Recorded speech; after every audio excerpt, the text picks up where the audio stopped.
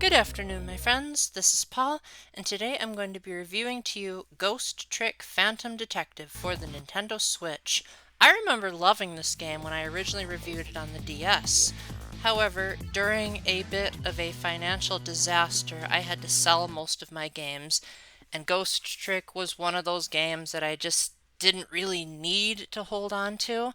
So when it was announced for the Switch, I was really happy for a chance to relive a very underrated DS game. Usually when you look up games on the DS that you might have missed, Ghost Trick and 999 are close to the top of that list, so I'm glad to see it getting more recognition.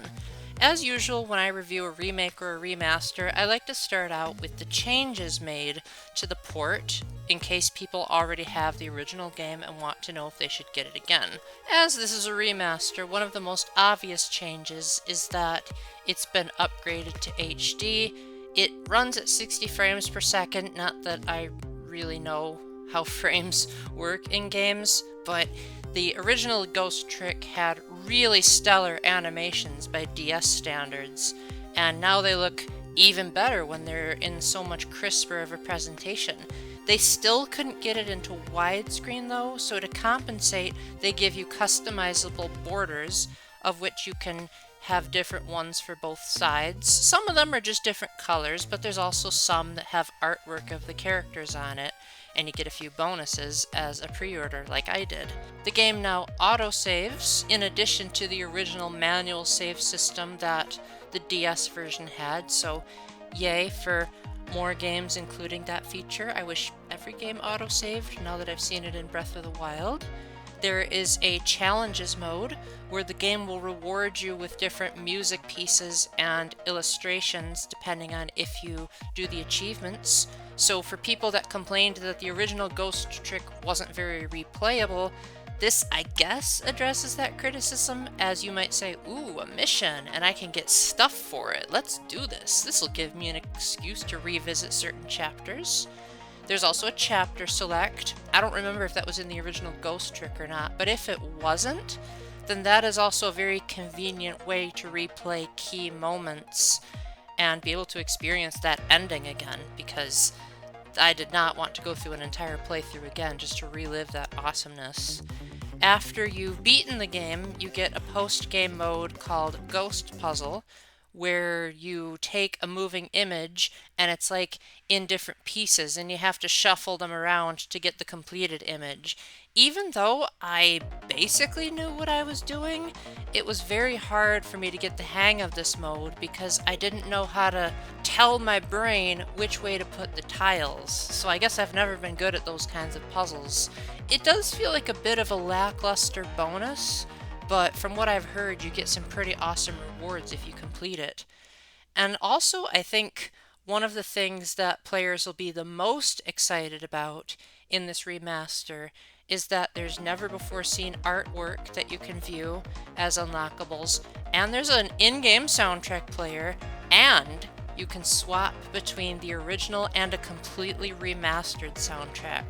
I didn't do a whole lot of original versus arrangement testing, because to me it still kind of sounds like DS music, but I'm really glad they went the extra mile and modernized the soundtrack like they did with games like Wind Waker HD.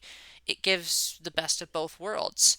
Now onto the main game. You control a spirit who moves around the world by using the pathways created by inanimate objects. You can also possess the objects to do various things, such as opening a door or making a bike pedal.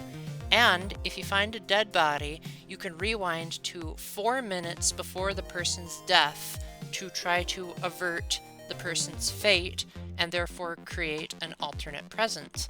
Overall, the gameplay is really simple and only takes a couple of minutes to get the grips of, but it's mastering the gameplay that can get a bit challenging. Even as early as Chapter 2, this game will require you to really think about your environment in kind of a Rube Goldberg type of way, trying to figure out how possessing one object can lead to another and eventually create a chain reaction that ends up solving the dilemma.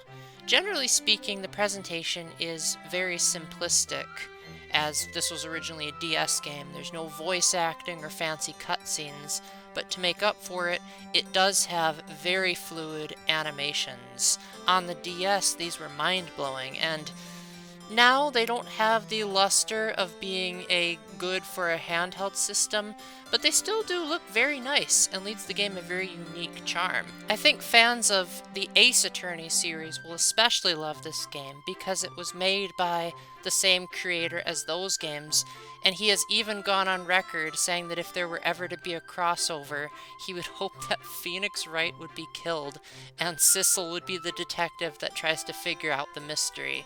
So there's a lot of callbacks to that game, admittedly mostly subtle, but like early on there's a character that says, "Hold it!" in a very similar manner to Phoenix Wright. Even some of the sound effects were later reused in Dual Destinies. And the game overall is very, very heavy on satire and extreme over-the-top personalities. Sissel is pretty much the only character who acts quote-unquote normal and sane, while everyone else around him is usually very over-the-top and cartoonish. As a result, the game very rarely takes itself too seriously, and it's not until the last couple of chapters that you finally get some more touching moments. But even then, it maintains a pretty lighthearted tone throughout. There's not really too much objectionable content, there's no blood, there's not really any suggestive themes, unless you're really looking for them, but they don't really bring up a whole lot of inappropriate stuff. Really, they just talk a lot about guns and murder and the dead. So that's one of the biggest objectionable things you'll find here, besides the occasional mild swear word. One thing you might find a bit frustrating about Ghost Trick is that it's a very linear game, almost to a fault. It even makes Skyward Sword look like an open world adventure.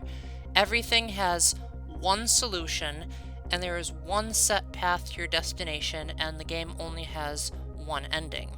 Therefore, a lot of people, when they played the original Ghost Trick, said that it was a game that was not very replayable because there's not really room for experimentation the same way that, say, Breath of the Wild and Tears of the Kingdom would later do. If you're the type of person that really enjoys creative, outside-the-box solutions, if the game hasn't programmed it, you're not going to be able to do it. So as a result, the game often has moments of extreme trial and error, figuring out how the physics of the world work and using them to your advantage, but only in ways that the developers intended.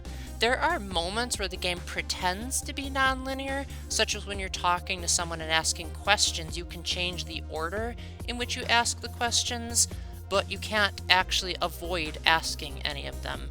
You're still going to get the same outcome no matter what you do. Sometimes you'll have different areas to explore to, as Sissel can use the telephone lines to transport to different areas, but eventually you'll have to visit all of them. You might just get to one area and Sissel will say, I should come back later, but you'll eventually have to come back to that. So even if you try to maneuver the story along at your own pace, you're going to get roadblocked. Sometimes you can make things happen early, and that's about the most experimentation you're going to get. Like, there's one instance in Chapter 2 where a character wants a music box. You can get the music box early, but if you don't, you're just going to have to get it when the game tells you to. So, people that might like games to speedrun might not like Ghost Trick that much. I also think that the fact that this was on the DS kind of held back some of the missions, because the DS only had so much screen room, so you could use the control pad to move the environment around to see what was going on around you, as you only had so much visibility. Most of the time, this isn't too much of a problem, as it kind of overcompensates for the limited screen crunch. And usually the game gives you enough room to work with, but there were just enough instances to make it very frustrating and made me hope, especially when seeing the illustrations of the full set of rooms, why you couldn't have had an option to zoom out, especially since the right stick is unused.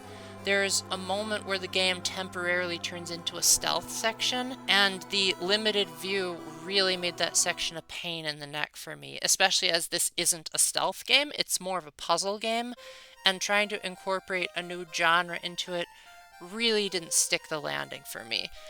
However, as much as I'm complaining about Ghost Trick's linearity, trial and error, and lack of screen real estate, it is ultimately a very satisfying game to get through if you know what you're doing. When it clicks in your head what the solution is to the puzzles, it is such a feeling of elation and discovery, seeing how everything works together, and as you piece your way more and more to the solution, you feel like you're a master detective, which technically you are, because there's quite a lot of detectives and mysteries in this game. You can rewind time as much as you like, and if you change time enough to alter a character's fate a little bit, then that can be sort of a checkpoint when you rewind, so you don't have to start all the way at the beginning of the 4-minute cycle. You never actually have a reason to go all the way back to the beginning, so I'm not sure why the game allows you to do that, unless perhaps you might have missed a hint and that gives you an idea of how to solve the puzzle. Speaking of hints, the characters are typically relatively generous on giving you a little nudge in the right direction, as you'll see thought bubbles pop up on the top of the screen when something new happens, and the characters will usually give you just enough guidance to give you a general idea of what you should be doing, but very rarely do they outright tell you the solution. Usually the only time they'll just butt in is when you've exhausted all your options, and they're like, yeah, you should probably just rewind at this point. Although, there were a few instances where things would have to happen at the literal last minute, and sometimes the game wasn't clear enough in describing that, but these moments were so few and far between, I don't consider it that much of a problem. I think the biggest thing that Ghost Trick does right, besides its very rewarding gameplay loop, is its story. As expected of the main writer of the Ace Attorney series, Shu Takami is a master of the turnabout mentality, of making you think you know so much and then turning the case around at the last minute, which is Phoenix Wright's signature style. In fact, he did such a good job with this that there was a very incredible reference to Ghost Trick in Ace Attorney Dual Destinies, which hopefully I'll be reviewing next year since it's coming to the Switch. The end of the story is really where things start to come together, and it really is quite a satisfying resolution. It's not quite as up there as the stories of, say, the Zero Escape series, but on the other hand, it also doesn't use a whole lot of violence and inappropriate stuff to tell its message. So I could definitely see there being fans of both approaches, while people who want a more lighthearted, easygoing story would probably prefer this one. Ghost Trick Phantom Detective was a fantastic game on the DS, and it's still amazing here, although I would say that the new content doesn't add up to enough of a reason to repurchase this if you already have it on the DS. Sure, it's nice that they remastered the soundtrack and give you additional art pieces and a couple of new music tracks, but the core gameplay and story is basically unchanged from the DS game.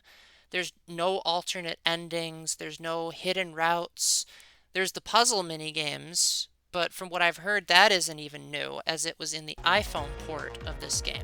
You can't even say, oh, well, they added traditional controls, because even on the original DS, you could use regular controls to get around the inanimate objects. So I would say if you haven't played Ghost Trick, and you don't want to track down a DS copy, as it took me forever to get the original game, then yeah, absolutely, this is a much more convenient way to do it. But if you already have it, you could probably safely skip this. I do think that $30 is a pretty reasonable price for a relatively old game. Maybe a little bit of a sale for the complete reusing of an old story, but I think the stellar animations, the amazing contraptions, and the wonderful plot help tie it together immensely. To my knowledge, this does not have a physical version, typical Capcom, so if you're looking on renting this game, you might have to hold off for a little bit, but I assure you that however you manage to get your hands on this game, you are in for an absolutely wonderful time, and fans of the Ace Attorney series will probably be in for an even better time.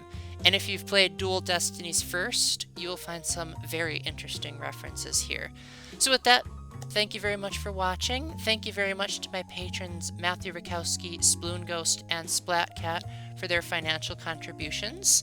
Please know that I really love hearing your input, and I do read and respond to pretty much all of the comments that I get, so please don't be shy in sharing your thoughts and your questions.